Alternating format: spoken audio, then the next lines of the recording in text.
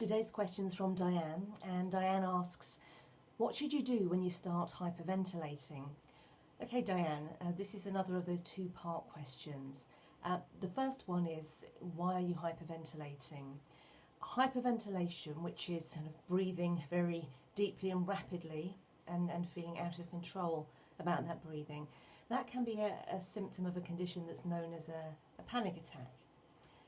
If you believe you're hyperventilating because you're having a panic attack, then you should speak to your GP in the first instance to get some support for that. And the GP may refer you to a counsellor to try and find out why that's happening. If you're hyperventilating every time you speak in public, then definitely speak to your GP, please, because it's not healthy to do that. This constant heavy breathing is just not good for you. And a panic attack is serious, and it should be tackled the right way, so please seek medical advice for that. If it's happening occasionally to you, occasionally you're feeling a bit panicked, there are several ways to tackle it. The first thing I would say is, if you hyperventilate or have a panic attack when you speak in public, do not speak in public again until you have addressed this in one way or another. Don't assume it will just go away on its own. You might speak a second time and you're fine, but then you may speak a third time and it happens again, so it really hasn't been tackled.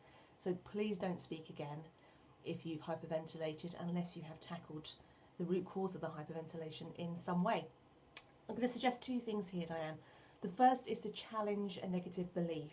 You may have heard me speak about this on some of my other videos, but your brain is sending a signal to your body to hyperventilate. So your brain must have an idea in your unconscious mind that speaking is something you shouldn't be doing. So your brain is sending a message to your body to stop you from speaking, and hyperventilating is one of those messages. It's one of those signals that it sends to you. So it's worth spending some time questioning this, asking yourself, why shouldn't I be speaking? Did something happen earlier in your life where it was suggested to you that either you shouldn't speak or that you're not a good speaker? And are those things true? Ask yourself that. And even if they are true, are they good enough reasons not to speak? Because everybody's got an opinion, but their opinion is not necessarily a fact and is not necessarily true. So spend some time thinking about this and see if you can find out where this idea has come from, because when you think about it and you confront it in your mind, you may realise that you've held on to a belief from a long time ago that no longer applies. The second suggestion I'll make is mindfulness meditation. Now, mindfulness meditation encourages you to focus on your thoughts in a non-judgmental way. And one of the ways that we do this, one of the ways we get into doing mindfulness meditation, is by focusing on the breath. If you shut your eyes, perhaps do it for me now. Shut your eyes. Feel the sensation of your feet in contact with the ground. Just put your hands, palms facing upwards, one on each of your knees while you're sitting there in your chair.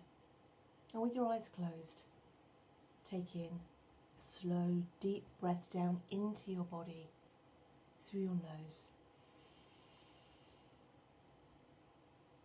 And out again through your nose. And keep repeating that and repeating that.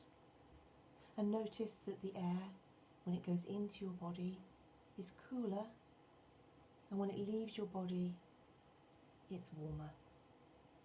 Just practice this deep, slow breathing down into your body. And do that a number of times. And when you're ready to come out of that state, just wriggle your toes a little bit, Diane, and then slowly open your eyes so that you become accustomed to the light again. Diane, have a look on YouTube, because you will find there a lot of guided meditations for relaxation, and you may find some of those very useful to help you get into the habit of practicing mindfulness meditation daily, which helps you to notice your breathing and be aware of it and be present with it. And I would also encourage you, just prior to going on stage, that you do some of those deep breathing exercises. And also when you do your rehearsals for your talk, that before you do your rehearsal, spend a few minutes doing deep breathing. If you try those things but you still find you're hyperventilating, off to the GP and have a chat about what the various alternatives are for you, and ask if it's possible to see the practice counsellor who may be able to help.